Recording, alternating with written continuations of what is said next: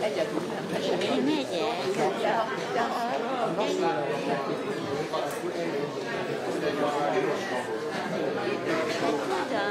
Igen, de még olyan ilyen kis és most ez egy kapor. Szentekre olyan sokat beraknak a ház előtt. Most ez egy olyan de hát tudod, neked nagyon ügyeltek a házba, kihoznak házba. Hát délután fél háromkor, igen, az jó, akkor igen, én 8 órakor jön vissza, nekem visszaért, megkérdeztem, hogy jövünk vissza, azt mondta, hogy fél 8-8-kor indul vissza. Hát ha akik tart a sajtot, csinálnak én.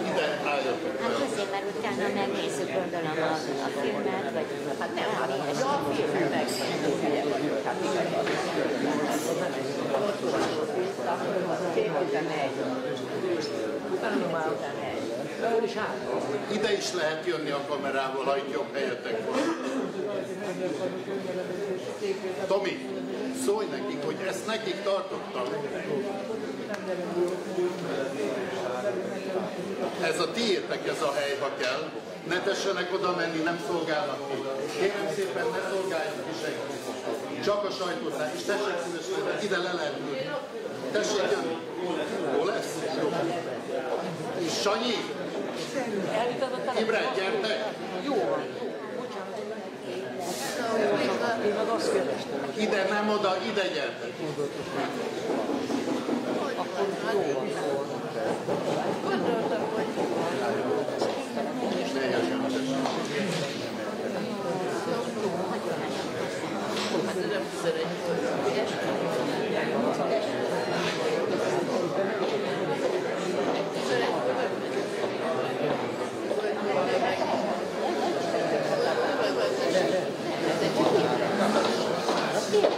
Mind a kettőt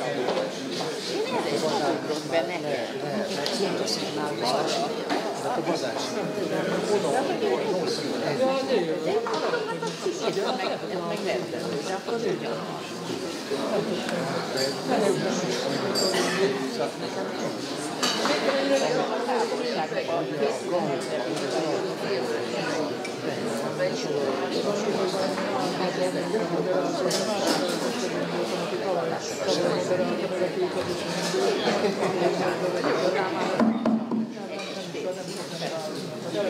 Egy kis figyelmet kérünk és csendet. Köszönöm. Ó, én édes jó Istenem, oltalmazom segedelmet, vándorlásban reménységem,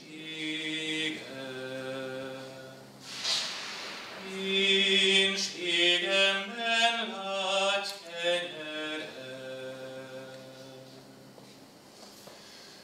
Vándor fecske sebes szárnyát, vándor legény, vándor bottyát, vándor székely reménységét.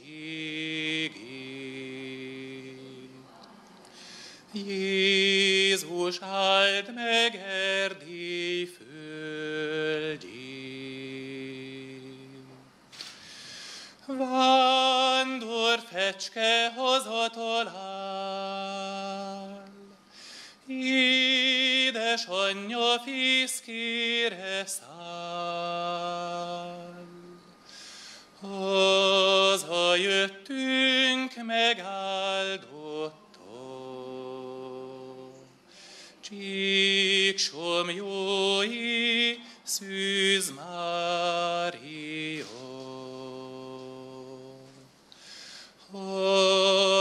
Hazajöttünk megáldottan, Csíksomlyói Szűz Mária.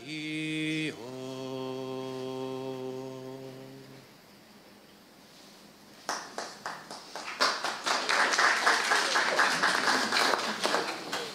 Tisztelt Hölgyeim és Uraim! Tisztelettel és szeretettel köszöntöm Önöket a Misszió Tours utazási iroda és a Márstart ZRT nevében itt a Keleti Pályaudvar üzleti várótermében. Sajtóeseményünk megnyitásaképpen Pálmai Árpád egyházzenész, a zarándokvonatok karnagya Csíksomlyói Mária énekeket énekelt nekünk. Ha messzire akarsz jutni, menj együtt másokkal, zarándokoljunk együtt. Ez idén is a mottónk. Köszönöm, hogy részvételükkel megtisztelik a rendezvényünket, melyen az idén induló missziós zarándokvonatokra, zarándoklatokra szeretnénk felhívni a figyelmüket. Megkülönböztetett tisztelettel köszöntöm körünkben főtisztelendő Felföldi László pécsi megyéspüspök urat, Soltész Miklós egyházi és nemzetiségi kapcsolatokért felelős államtitkár urat, dr. Mosóczy László urat, a Márstart ZRT vezérigazgatóját, Csáki Csongor urat, a Rákóczi Szövetség elnökét, és Juhos Ferenc Vervita szerzetest, a Csíksomlyói zarándokvonat egyik lelkivezetőjét, valamint Budai Lászlót, a programok szervezőjét, a Misszió Tours ügyvezetőjét. Idén is felemelő pillanatokat ígérnek a zarándoklatok Csíksomlyóra, Lengyelországba, Belföldre, továbbá Rómába és a Vatikánba is. 2024-ben is útra kelnek a zarándokvonatok a Misszió Tours utazási iroda és a Márstart ZRT együttműködésének keretében Csíksomlyóra. A ma már hagyományos pünkösdi búcsúba induló Boldogasszony zarándokvonat mellett idén is újra lesz az előző évekről már ismert misszió zarándokvonat.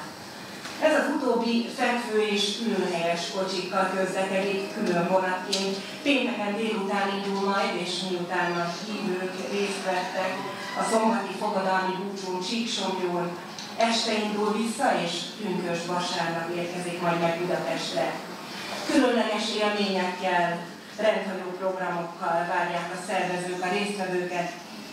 A szerelvényeken kihangosított vonatrádió, éttermi, mozgóbüfé szolgáltatások is lesznek. A Boldogasszony zarándokvonat fővédnöke dr. Kövér László, az országgyűlés elnöke, és dr. Veres András püspök, a Magyar Katolikus Püspöki Konferencia elnöke. Lelkivezetői dr. Varga Lajos, Váci megyék segédpüspök, Juhos Ferenc, Vervita szerzetes, Sziklai Dávid és Cséri Gergő atyák lesznek. A misszió zarándokvonat lelkivezetését Böjte Csaba ferences szerzetes, Pap László és Bökő Péter atyák végzik majd. Ebben az évben is lesz újra Fekete Madonna zarándokvonat Lengyelországba, június 24-től 27-ig Krakóba és Csesztóvába, melynek lelkivezetői dr. Székely János szombathelyi és Felföldi László pécsi megyéspüspökök lesznek, illetve Tamás József nyugalmazott Gyulafehérvári segédpüspök. A pécsi és a szombathelyi egyházmegye zarándokai külön autóbuszokkal utazhatnak Budapestre és Győrbe a vonat indulására, és onnan majd vissza, valamint Erdélyből is autóbuszokkal utazhatnak a zarándokok Budapestre és vissza. Belföldön is lesznek különvonatos zarándoklatok ebben az évben is. A szép szeretett zarándokvonat Mátra-Verebészen útra, mely szeptember 7-én közlekedik majd, és szintén Böjte Csaba testvér lelkivezetésével fog megvalósulni. A zarándokvonatok karnagya idén is Pálmai Árpád egyházzenész lesz. A Rákóczi Szövetség közreműködésével és szervezésében több száz fiatal vesz majd részt ezeken a határokon átívelő, a nemzeti összetartozást és a nemzetek közötti összefogást erősítő eseményeken. Krisztus a jövőnk! Ferenc pápa budapesti apostoli útjának évfordulójára a Magyar Katolikus Püspöki Konferencia hálaadó nemzeti zarándoklatot hirdett Rómába április 22-től 26-áig. Ezen az úton autóbusszal és repülővel is részt tudnak majd venni a hívők, de különlegesen ígérkezik a motoros zarándoklat és Pápa Botton Páros szerzetes vezetésével. A fentieken kívül Prága, Medjugorje, Fatima, Santiago de Compostela, Lourdes, Máriacell, Kisvonzó, Doberdó világháborús emlékhelyei, Olaszország nevezetes helyei, valamint hagyományosan a Kárpát-medence különböző részei Felvidéktől Erdélyig várják az érdeklődőket a Missziótusz utazási iroda szervezésében. A Missziótusz Kft. A MÁV csoporttal 2011-től tartó együttműködése során eddig összesen 28 zarándokvonatot és közel 22 000 hívőt utaztatott különböző belföldi és nemzetközi zarándoklatok helyszínére. Misszió szellemében örömmel szolgáljuk a résztvevők lelki megújulását. Most sajtóeseményünk részeként tisztelettel felkérem főtisztelendő Felföldi László püspök urat, hogy mondja el köszöntő gondolatait.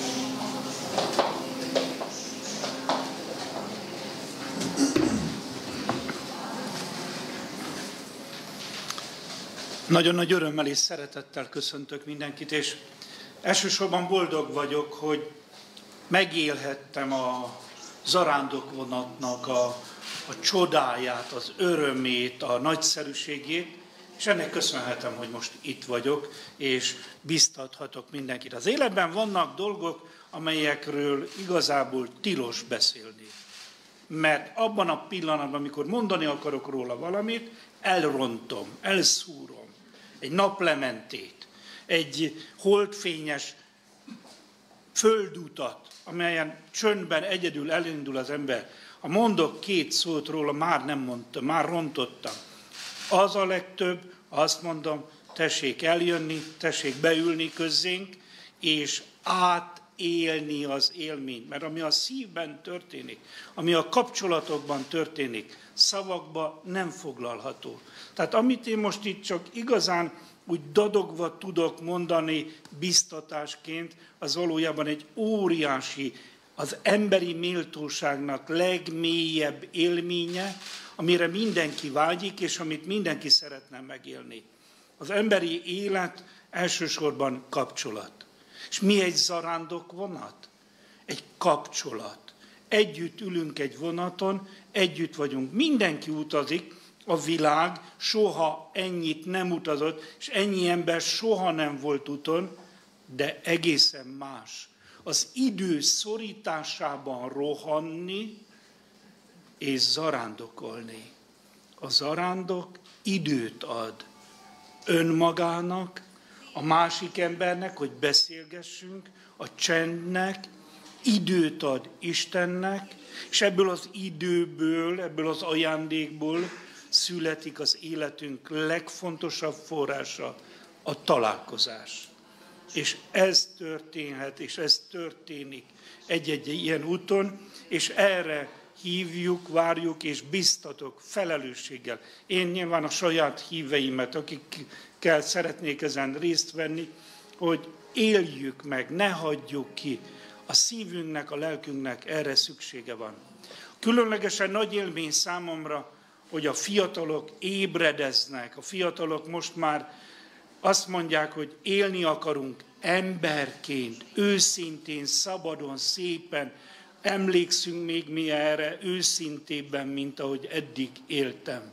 És azok a fiatalok, akik eljönnek, és köszönöm, akik ebben részt vesznek, szolgálják őket, hogy ott vannak, és ez óriási élmény számomra, és kérdéseket tesznek föl. Amikor nem értjük a fiatalokat, ne felejtsük el, hogy a fiatal élete az egy nagy kérdőjel. Minden kérdés számára. És normális, hogy mindent megkérdőjelez. De hogy milyen választ kapnak a kérdéseikre, ki válaszol és hogyan, ez a mi felelősségünk. Minden fiatal, mi is, egy tiszta fehér lappal indultunk, és erre a lapra felnőttek írnak, szülők, iskola, közösség. Mit írunk erre a fehér lapra? Mi olvasható rajta? És amikor látunk egy fiatalt zavarodott állapotban, akkor ez jusson eszünkbe. Ki, mit és hogyan írt az ő fehér szívére, és attól ilyen. Ő egy ártatlan, mint a papír, ami engedi, hogy írjunk rá.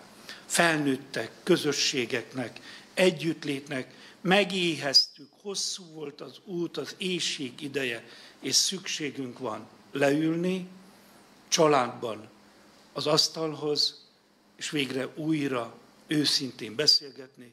Szükségünk van közösségekben leülni, és nagyon nagy szükségünk van ezen a vonaton, hogy akárcsak csendben, magunkban, a szomszéddal, vagy aki éppen ott van, közel hozzánk, vagy esetleg a csöndes fülkében, ahol 4 szem közt végre ránézhetek életem valóságára, szívem mélyére, üzenetére. És úton is maradunk. Elindultunk, úton vagyunk. Legyenek őszinte, szép céljaink, de a célok nagyságát az utonlét adja meg, az utonlét valósága az életünk teljesség és valósága.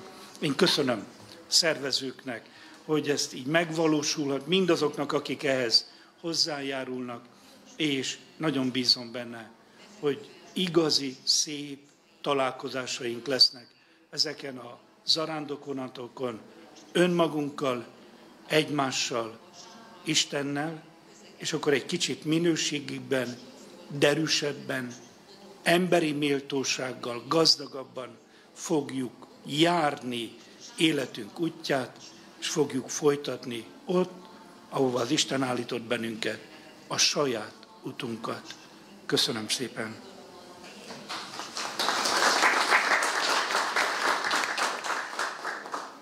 Köszönjük szépen püspök úr gondolatait, és most tisztelettel felkérem Soltész Miklós államtitkár urat, aki már több zarándokutunkat is végigkísérte, hogy tartsa meg beszédét. Köszönöm szépen, én is tisztelettel köszöntök mindenkit. Kedves püspök atya, remélem, hogy én sem rontom el a mondataimmal a napfelkeltét, illetve ennek a fantasztikus újabb céloknak az értelmét és üzenetét. És kicsit kapcsolódva a püspök atyának a gondolatához, egyik oldalról szeretném megköszönni mindenkinek, akik az elmúlt, most már közel 1,5 évtizedben részesei voltak ennek a hatalmas nagy összefogásnak. Mert részesei, mondjuk így, az üzleti vállalkozás, legyen az egy magánvilágból érkező, legyen pedig az üzleti, vagyis az állami világból érkező, így a MÁV Startnak, a munkatársainak is és közreműködőinek is nagyon szépen köszönöm, hogy segítették a civil szervezettel, igazi civil szervezettel, többel is, most a legutóbbi években már a Rákóczi Szövetséggel, hogy megélhessük ezt a sok-sok lelki élményt, és üzenhessünk a világnak. És persze köszönöm szépen minden egyes szervezőnek, hogy akár egyház részéről, akár pedig különböző területekről érkezők szeretettel, közösséget erősítve végzik ezt a nem kis felelősségteljes zarándoklat szervezést és lebonyolítást. És miért fontos mindez, miért állunk ki kormány részéről is emellett, és nem csak kormány részéről, hanem sokan mások is ezek mellett, a zarándoklatok mellett, az egyértelmű. Látjuk a világban milyen folyamatok zajlanak. Most már nem pártok és pártok küzdenek sokszor egymással, hanem a normalitás az abnormalitással szemben. El kell dönteni, hogy mi az, ami fontos, és mi az, ami gonosz és rossz. Azt tapasztaljuk, mi magyarok, de nem csak magyarok, hanem szerte a világban mások is, hogy milyen támadás éri a nemzetet, általában a nemzet gondolatát. Milyen támadás éri a teremtett világnak az egészét, és próbálják megkérdőjelezni annak többi évezredes, és egyébként sokak által, vagy milliók és milliárdok által elfogadott tényét. És azt is látjuk, keresztények, hogy a kereszténységet akár fizikai, akár más módon milyen támadások érti. És erre nekünk választ kell adni. És én hiszem azt, hogy egy olyan nemzeti zarándoklat, amely Csíksomorra megy, és ott együtt lehet a nemzet, és nem csak katolikusok, római és görög katolikusok, hanem más protestáns testvérek is, és nem csak protestáns és keresztény testvérek, hanem istenkeresők is ott vannak.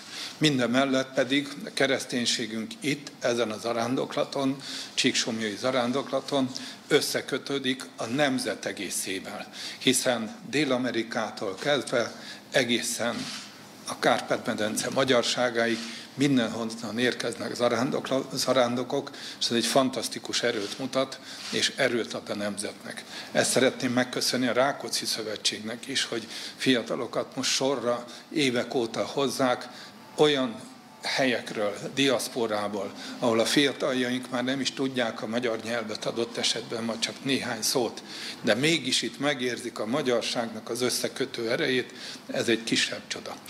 A másik, amiért mindenképp támogatjuk és segítjük, és szeretettel gondolunk ezekre a zarándoklatokra, az a Cselsztovai út, a sok más mellett.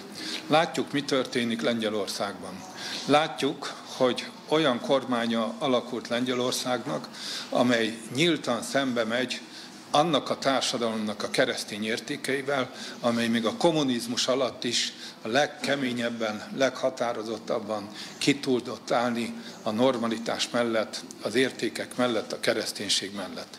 Látjuk és tapasztaljuk, hogy milyen támadások érik, mondhatni azt 20. század legnagyobb pápáját, Szent második János Páp, és milyen módon próbálják megkérdőjelezni az ő munkásságát, tevékenységét.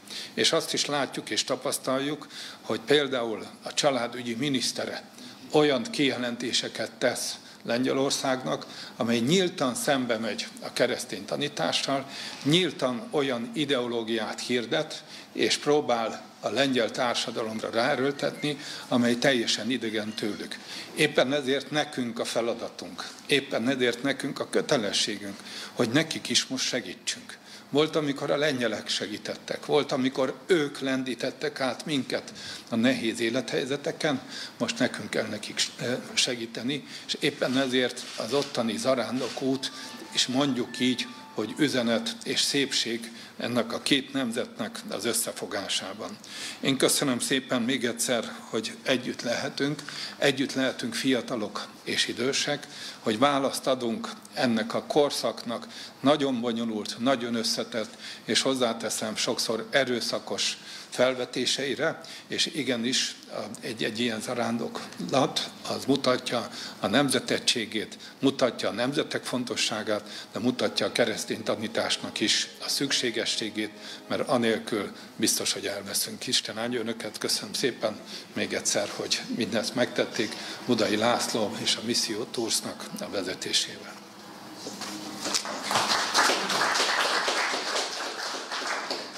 Szépen Soltész Miklós államtitkár úr lelkesítő szavait, és most szeretném megkérni dr. Mosóczy László urat, a Mástart ZRT vezérigazgatóját, hogy szépen tartsanak beszédét tájékoztatni. Köszönöm szépen. Tisztelt Püspök úr, államtitkár úr, elnök úr, igazgató úr, kedves jelenlévők! Köszöntöm Önöket a Mástart ZRT nevében, és köszöntöm az idei zarándokvonatok szervezésében résztvevőket és a sajtó megjelent képviselőit. A Misszió Tours Kft. A Mávolán csoporttal a 2011-től tartó együttműködés alatt összesen 30 zarándokvonatot és mintegy 23 000 utas továbbított különböző belföldi és nemzetközi zarándoklatok helyszíneire. Így például 2021-ben 2 vonattal közel 800 zarándok érkezett Erdélyből az Eucharisztikus Kongresszusra, köztük 100 gyermek a Dévai Szent Ferenc Alapítvány és erdélyi ferencesek által fenntartott intézményekből. A járvány általi korlátozások feloldásával 2022-től ismét újraindultak a zarándokvonatok, 2022-ben 3 vonattal 1500 zarándokot, tavaly pedig 2 vonattal 1600 utas szállítottunk el. Nagy örömömre szolgál, hogy a magyarság talán legfontosabb találkozójára idén pünköstkor már 11. alkalommal indulhatnak fontos missziójukra a Mástart ZRT által biztosított Boldogasszony és Misszió elnevezésű zarándokvonatok. Szintén öröm számunkra, hogy az együttműködés részeként júniusban a lengyelországi Csensztohovába és Krakóba, szeptemberben pedig Mátra-Verebély Szentkútra indulnak zarándokvonatok. Engedjenek meg néhány tényt és gondolatot Magyarország és a környező országok közti nemzetközi vasúti összeköttetésekről. különös hangsúllyal Erdélyre. Az Erdélyben menetrend szerint közlekedő magyar vonatokon a szolgáltatásokat folyamatosan fejleszti a vasúttársaság. Így például Győrön át Bécsbe 2018-ban már meghosszabbított Budapest-Kolozsvár nappali vonat egy évvel később már Szatmár-Németibe is kapott közvetlen kocsikat, ezekkel pedig a járvány utáni újraindulásnál Nagybánya is elérhetővé vált. A szolgáltatás fejlesztést mutatja, hogy a Bécsből Nagybányára közlekedő Szamos Eurocity vonaton és a Corona Intercity vonaton étkezőkocsit is közlekedtetünk. Sőt, a Bécs-Győr-Budapest-Nagyvárad-Kolozsvár vonalon 2021. decemberében éjszakai járat is forgalomba állt. A szomszédunkban zajló pályaépítés Nagyvárad és Kolozsvár között idén nem tudunk közvetlen járatot Kolozsvárra közlekedtetni, de a Korona és Hargita nemzetközi vonataink Érmihályfalva és Nagykároly felé kerülve, mint ahogy eddig, közvetlenül most is eljutnak Brassóba. A Budapestről Gyergyószentmiklósra, Csíkszeredára és Sepsiszentgyörgyre már több mint 30 éve közlekedő éjszakai Korona nemzetközi gyorsvonatban 2019 őszétől újra közlekedik étkezőkocsi, a fekvőhelyes és hálókocsik szolgáltatási minőségét pedig korszerűbb járművek bérlésével oldotta meg a MÁV Start. A járvány okozta kényszerszünetet sikerült előnyösen kihasználni az utasellátó megújításával, valamint a korábban bérelt kocsik megvásárlásával. Így már ezen a sokáig háttérbe szorult vonaton is sikerült csendesebb futású, légkondicionált, zárt WC-vel felszerelt éjszakai kocsikat forgalomba állítani, a fedélzeti ellátás színvonala pedig ehhez igazodott. Ezt köszönjük az utasellátónak. Most már a nyugat-európai járatokhoz hasonlóan a fekvőhelyen utazók itt is kapnak egy egyszerűbb reggelit, valamint este ásványvizet, a hálókocsikban pedig még a berlini vagy a zürichi járatokon megszokottnál is magasabb szintű szolgáltatást sikerült bevezetni. Az étkezőkocsiban pedig nem csak kellemes vacsora lehetőséget kínálunk vendégeinknek, de a hálókocsis utasok ott is reggelizhetnek, vagy hideg reggeli választása esetén azt a fülkében is felszolgálják nekik. A minőségi szolgáltatás azonban nem merülhet ki kizárólag a menetrendi kínálatban és a járművek színvonalában. Fontos, hogy a vonatokra megfelelő áron és könnyen elérhetően lehessen jegyeket vásárolni. Itt is sikerült jelentős eredményeket elérni. A korábbi többféle elemből álló, így nem mindig áttekinthető, illetve nem mindenkinek előnyös ajánlatrendszert 2020. decemberében váltották fel az új Start Európa ajánlatok.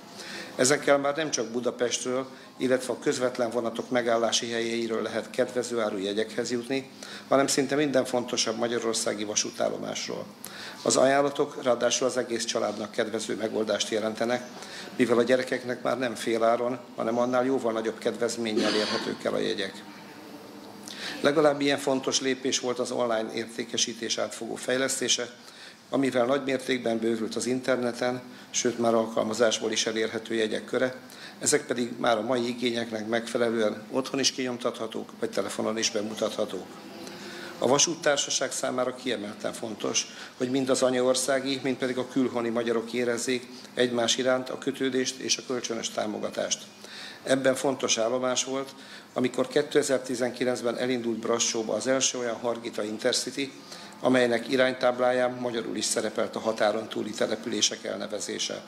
Azóta már a nemzetközi forgalomban érintett összes hazai vasútállomáson, minden olyan berendezésen, ahol erre lehetőség van, láthatók a Földrajzi Névbizottság állásfoglalása szerinti magyar helyiségnevek. A papíralapú utastájékoztatási eszközökön valamennyi érintett vonaton, állomáson és megállóhelyen szintén megjelennek a magyarul is létező helyiségnevek. A honlapon található webes utástervezőben és a MÁV-ban is szerepelnek a magyar helységnevek is. És örülünk, hogy szomszédos országaink közül már jó néhányban láthatunk azokon a településeken, ahol jelentős számú magyarság él, magyar nyelven is állomási feliratokat és tájékoztató táblákat. Kellemes utat és nagyszerű élményeket kívánok idén is minden vonattal utazó zarándoknak. Köszönöm, hogy meghallgattak.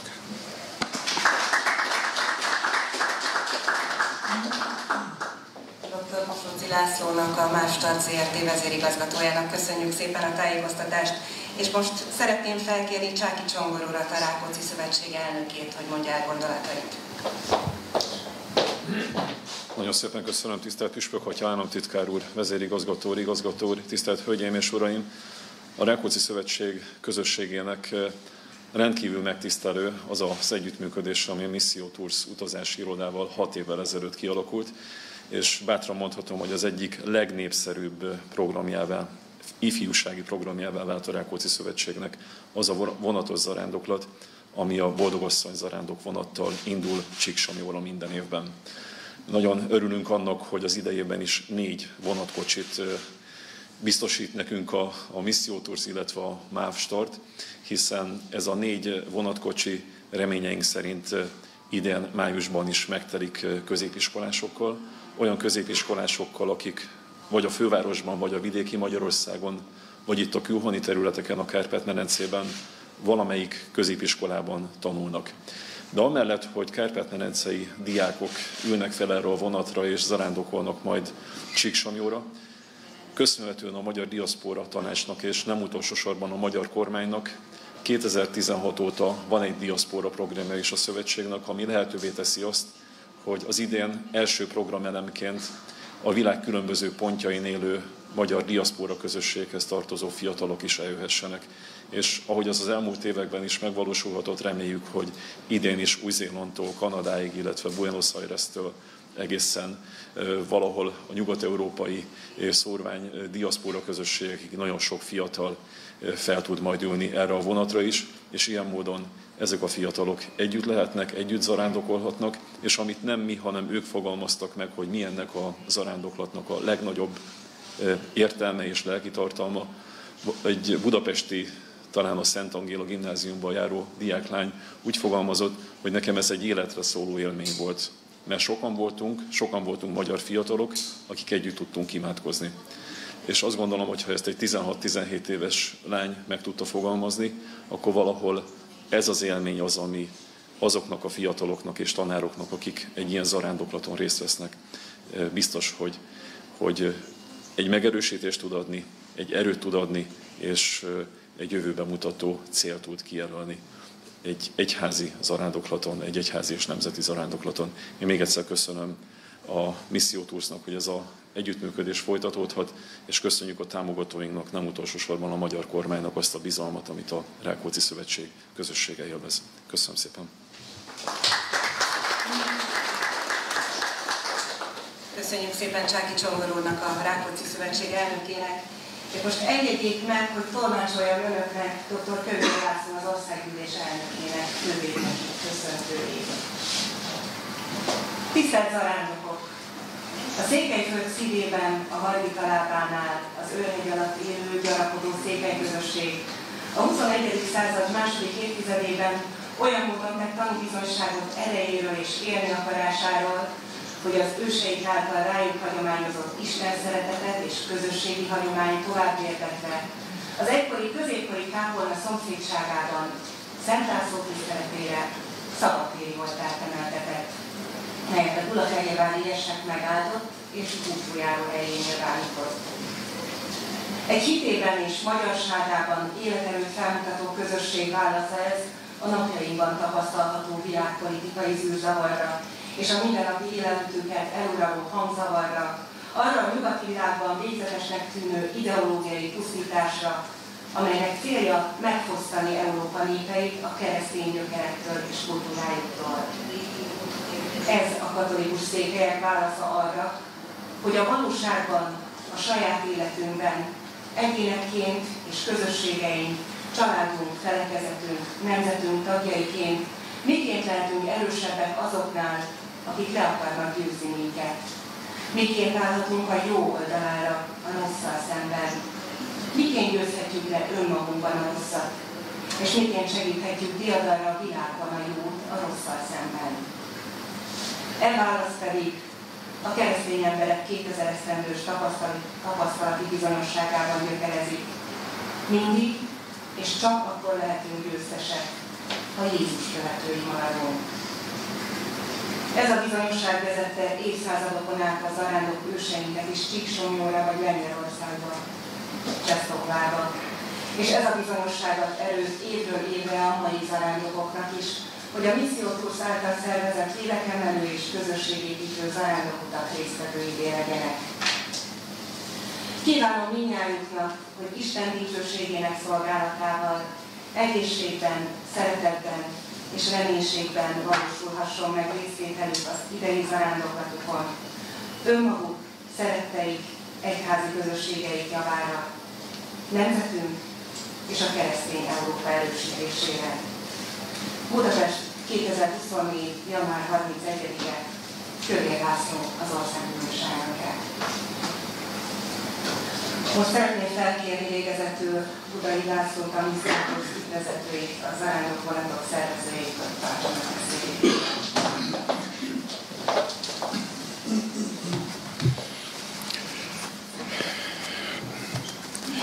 Tisztelendő Püspök Atya, államtitkár úr, vezérigazgató úr, elnök úr, és valamennyien, akik itt vannak, tisztelettel és szeretettel köszöntök és köszönök, mert amiről szó esett, az szerintem a legfontosabb.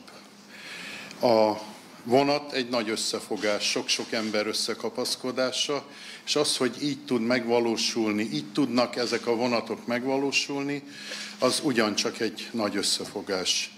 Ezt nagyon jól tudják a mávos, ma már azt mondom kollégák, mert mindenféle tiszteletbeli jelvényeim is vannak a vezérigazgató úr kollégáitól erre vonatkozóan. Még belépőkártya nincs, de mindig sikerül bejutnom. Óriási összefogás. Tehát azért ezek az 1000 embereket mozgató hatalmas programokon, ha csak más nem említsek önöknek, hogy a peront megoldani, hogy le tudjunk szállni a vonatról, és ez most nem Magyarország, ez lehet Erdélytől Lengyelországig.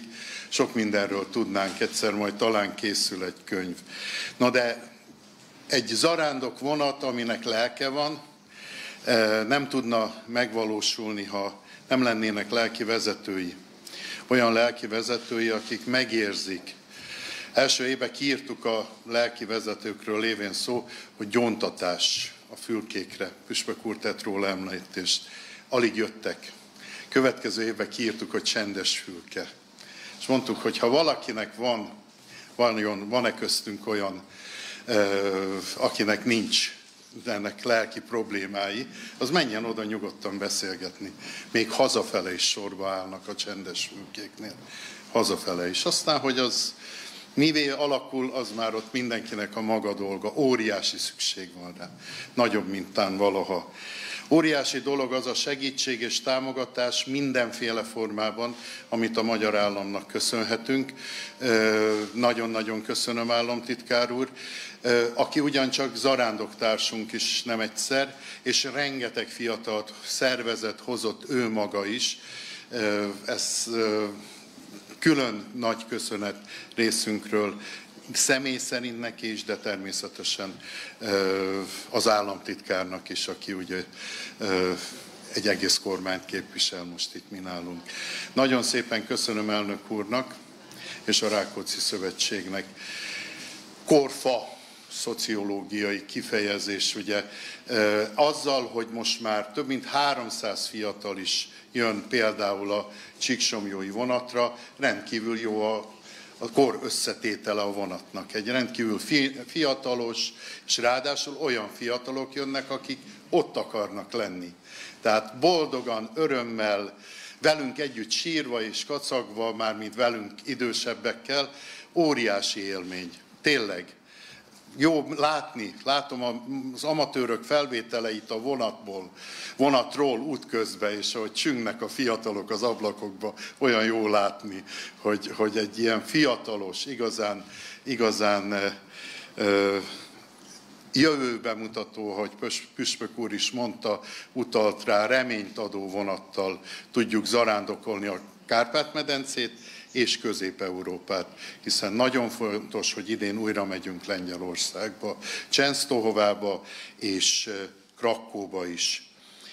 Krisztus a jövőnk, említést tettünk már róla, idén áprilisban, április 22-től újra lesz római zarándoklat, de most a Magyar Katolikus Püspöki Konferencia hirdetett egy hálaadó nemzeti zarándoklatot, amin a felkérés alapján mi is ott leszünk, szervezünk, közel fél ezer zarándok jelentkezett már, és ahogy hallhatták is, autóbuszokkal, különböző repülőjáratokkal és motoros zarándokat is lesz a Pálos Bátor Botond szerzetes vezetésével megvalósuló 50-en vannak már, úgyhogy csak jelzem, hogy nagyon-nagyon kevés hely van erre a zarándoklatra, már bármelyik formára. Nem igazán már csak a tényt szeretném elmondani, illetve tehát, ahogy említettük is, Prágától egészen Isonzó-Doberdóig nagyon sokfele. Idén 110 éve az első világháború kitörésének, és Berta Tibor tábori püspökatyával elmegyünk Isonzó-Doberdó kegyhelyeit, történelmi emlékhelyeit is végigjárjuk majd ősszel. Jó szívvel biztatom azokat, akik szeretnének jelentkezni, mert hála Istennek nagyon sokan folyamatosan jelentkeznek. A Csíksomlyó az már nagyon szépen, de nagyon sokan jönnek Lengyelországba, és biztatom, hogy ne várjanak sokáig, mert a vonat várni sem fog, az is igaz, de a vonat méretei végesek, tehát nem fogjuk tudni bővíteni tovább egy bizonyos határon túl. Nagyon szépen köszönöm, kitekintek, hogy elfelejtettem-e valamit, de azt hiszem nem. Végezetül, de nagyon nem utolsó sorban, nagyon köszönöm a sajtónak, hogy a jó hír is tud hír lenni. Én nagyon hálás vagyok önöknek évről évre, és kérem, hogy ezt a fajta érdeklődésüket ne veszítsék el irántunk. Várjuk önöket szeretettel, nem csak a sajtótájékoztatóra, hanem utána egy kis állófogadásra is. Köszönöm szépen még egyszer megtisztelő jelenlétüket, megtisztelő figyelmüket. Én is köszönöm szépen Budai Lászlónak, és csak megismételni tudom az utolsó mondatokat, hogy nagyon szépen köszönjük, tisztelt Hölgyeim és Uraim, hogy megtisztelték ezt az eseményt, és talán csak annyit mondhatok, hogy találkozzunk a zarándoklatokon. Köszönöm szépen, hogy eljöttek.